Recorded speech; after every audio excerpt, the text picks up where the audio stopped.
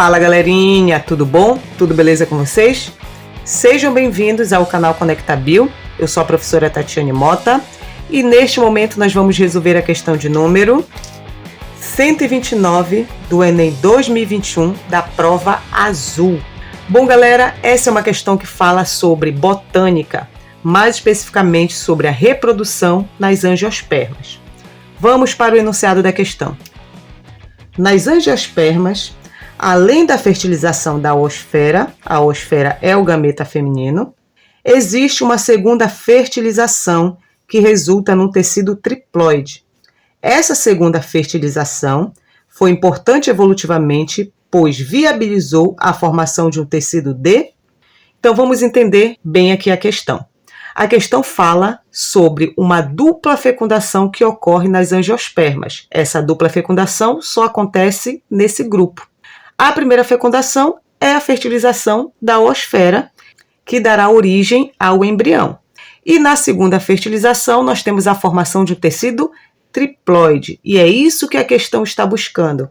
Esse tecido triploide, que é formado no momento da segunda fecundação, qual é a função desse tecido? Bom, gente, para que a gente possa entender melhor essa questão, para que vocês possam relembrar um pouquinho sobre a reprodução das angiospermas, nós vamos fazer um esqueminha aqui, uma pequena revisão, para que a gente possa responder com determinação a essa questão. Bom, gente, então vamos lá. A reprodução nas angiospermas, como é que ocorre essa reprodução? Das angiospermas. A reprodução das angiospermas, ela acontece basicamente em duas fases. A primeira fase que nós temos é a polinização. E o que é a polinização?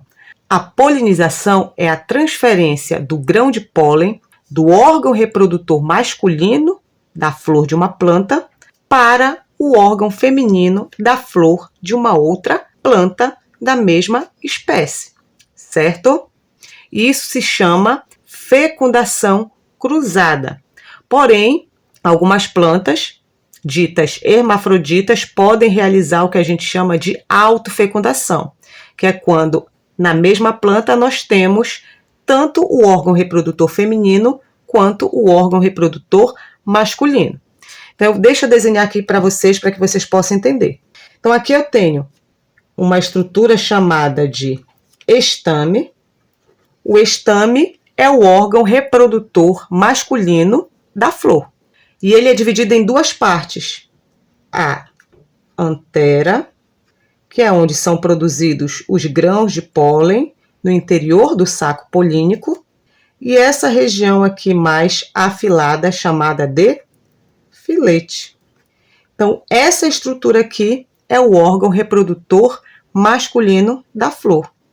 E o órgão reprodutor feminino? A gente chama o órgão reprodutor feminino da flor de carpelo. É uma estrutura semelhante a um vaso. Então, aqui é o carpelo, também chamado de pistilo. E o carpelo, ele é subdividido em três partes. Essa porção superior é chamada de estigma. Essa porção aqui mais alongada e afilada é chamada de estilete. E essa porção mais dilatada nós chamamos de ovário. Certo? Vale ressaltar também que uma planta, ela pode ter um ou mais carpelos. O conjunto de carpelos eu vou chamar de gineceu, certo? Gine vem de mulher, seu vem de casa. Então, significa, ao pé da letra, casa da mulher, ou seja, é a parte feminina da flor. E o estame é chamado de androceu. Então, o que é o androceu? É o conjunto de estames. Então, como é que acontece a polinização? Como eu falei para vocês, a polinização é a transferência do grão de pólen do órgão reprodutor masculino de uma flor para o órgão reprodutor feminino de uma outra flor, se for fecundação cruzada. Então, aqui nós temos a transferência desse grão de pólen para o carpelo, tá? Ele vai ser depositado nessa região chamada de estigma. O estigma é uma porção pegajosa, é uma parte pegajosa da flor. E quando o grão de pólen ele é depositado aqui, ele irá grudar. Por quê? Porque o estigma ele é uma região pegajosa, grudenta. E quem transfere esse grão de pólen da antera para o estigma do carpelo? São os polinizadores, que geralmente são insetos, aves. Esse transporte também pode ser realizado pelo vento, o que a gente chama de anemofilia. Tudo bem? Então, quando o grão de pólen chega aqui no estigma, o que vai acontecer? Ele irá começar a germinar, ou seja, ele irá começar a produzir o que a gente chama de tubo polínico, que irá se estender através do estilete até chegar numa região que a gente chama de ovário, que é essa porção dilatada. E o que nós temos aqui no interior do ovário? Nós temos o óvulo. Então, o óvulo ele está aqui, no interior do ovário. E no interior do óvulo, nós teremos uma célula chamada de célula-mãe de megásporo, tá? Essa célula irá sofrer meiose, formando 4 células. Dessas 4 células, apenas uma irá permanecer, as outras 3 irão se degenerar, sendo que essa célula que permaneceu, ela irá se desenvolver, o seu núcleo irá se dividir por mitose, passando por 3 mitoses sucessivas, formando 8 células. Tudo bem? Mas isso a gente vai entender já já quando eu for falar da dupla fecundação. Então, vamos continuar aqui. Então, o nosso grão de pólen, eu vou desenhar ele aqui em verde para não confundir com a cor do óvulo. Então, ele começa a germinar, a produzir o tubo polínico e ele vai se encaminhar para a entrada do óvulo. E o que vai ter aqui no interior do óvulo? O gameta feminino. Eu vou ampliar essa estrutura aqui para vocês. Nós vamos falar agora da dupla fecundação. Então, isso daqui, esse processo, esse evento, a gente chama de polinização. A segunda fase, nós chamamos de dupla fecundação.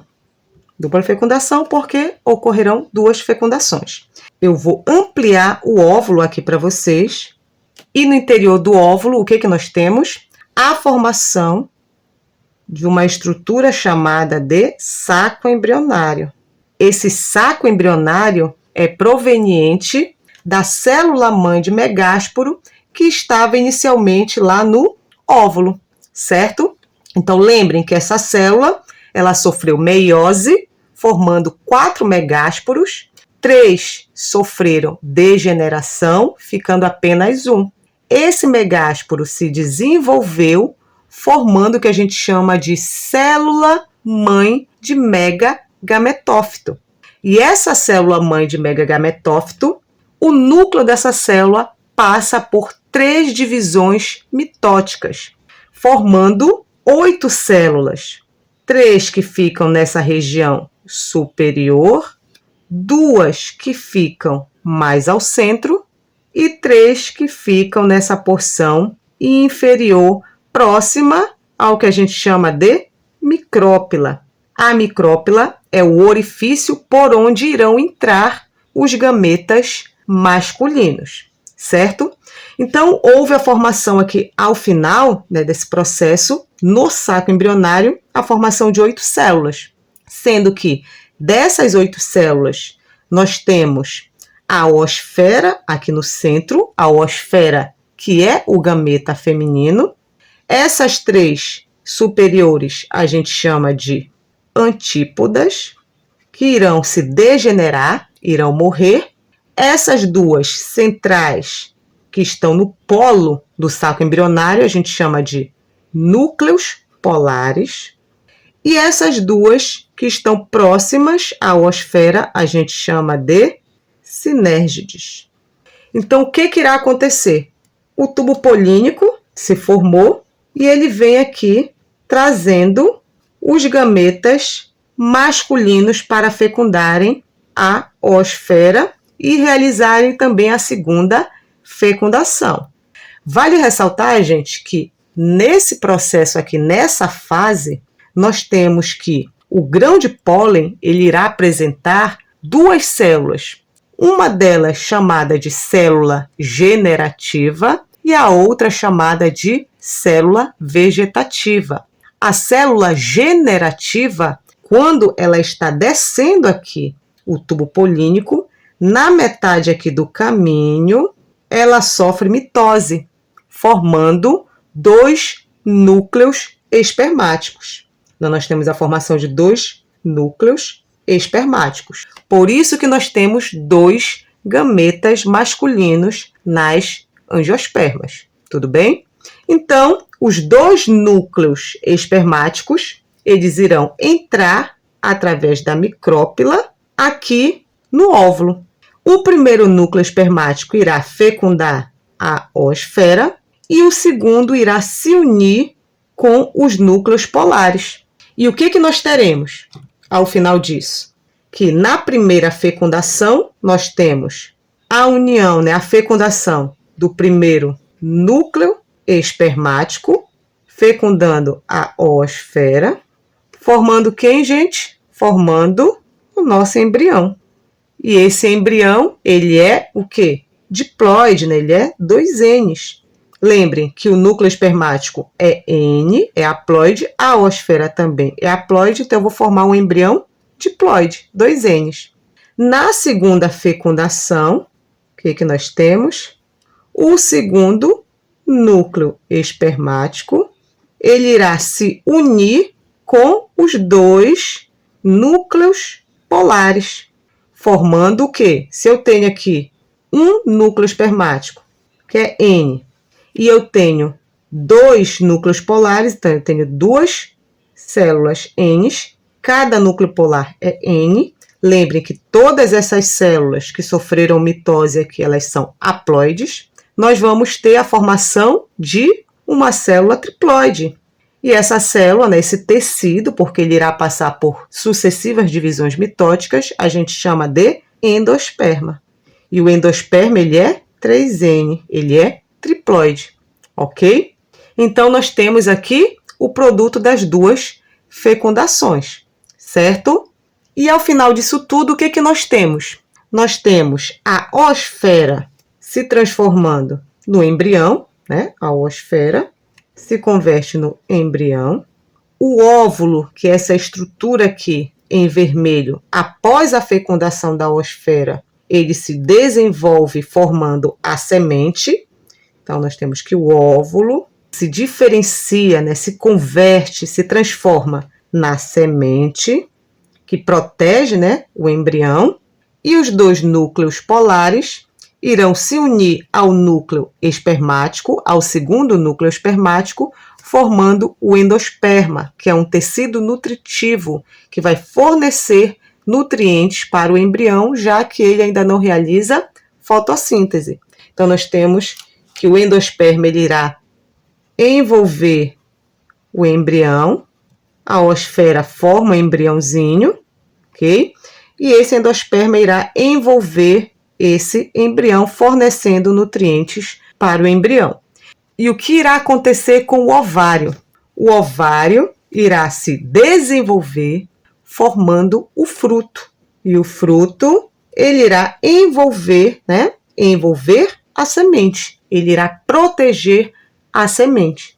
E essa porção superficial do óvulo vai dar origem a uma membrana resistente chamada de tegumento. Certo, gente? Então, vamos agora para as alternativas, que eu tenho certeza que ficou muito mais fácil para que a gente possa analisar.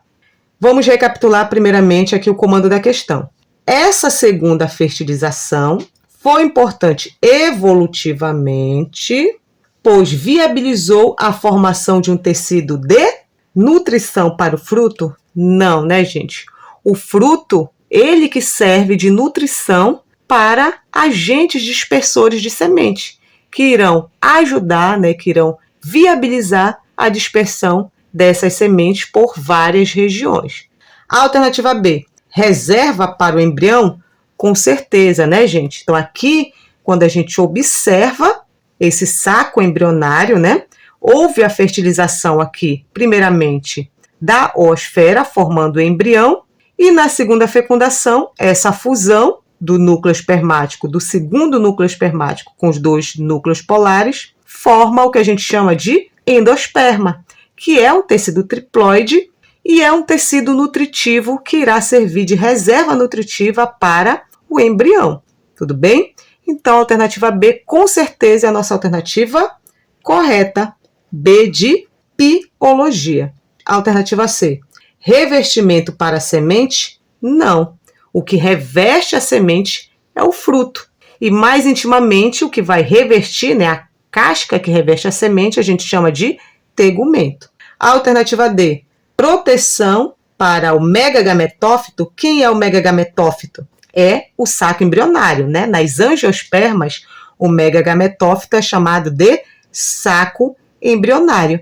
Quem protege o saco embrionário é o óvulo. Quem protege o óvulo é o ovário.